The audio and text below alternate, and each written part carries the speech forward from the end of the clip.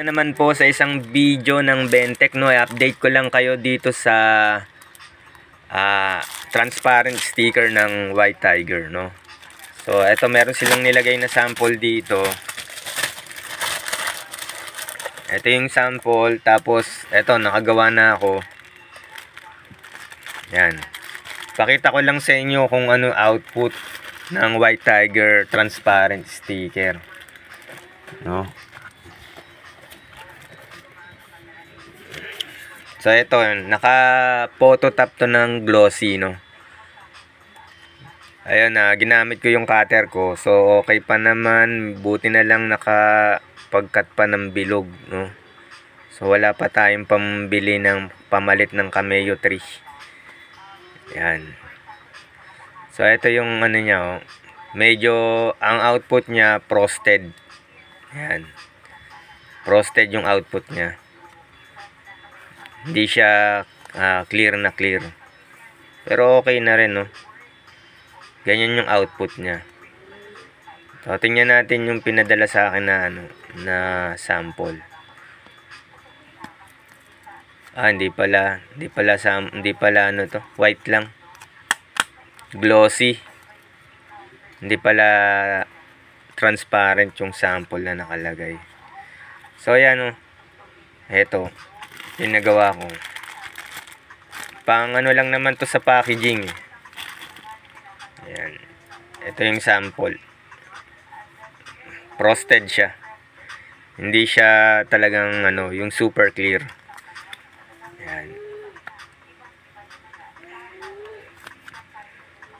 Ayan. Update ko lang kayo dito sa White Tiger, no. So medyo busy kasi kaya hindi ako makagawa ng isang video na mahaba, no. Yan. So importante sa binili sticker yung dikit. Ayan. Sana yan, wag nilang babaguhin yung ano, no, yung quality ng ano, no, adhesive. Ito yung ano, yan, transparent. Ito yung mga features ng kanilang binili sticker. Unang-una, waterproof. Yan, tear-proof, quick ink absorption, ibig sabihin mabilis matuyo. Full color printing, scratch resistant, odorless, walang amoy, no damage to print head. Ayun, suitable for all kinds of inkjet and laser printer. Tear proof, no, tear proof. Matibay nga. Okay, matibay. Eto, ginunting ko to, eh. Yan, ginunting ko kasi yun. Matibay nga, tear proof nga. Yan. Ito pa yung ano, ito matte. Matte yan.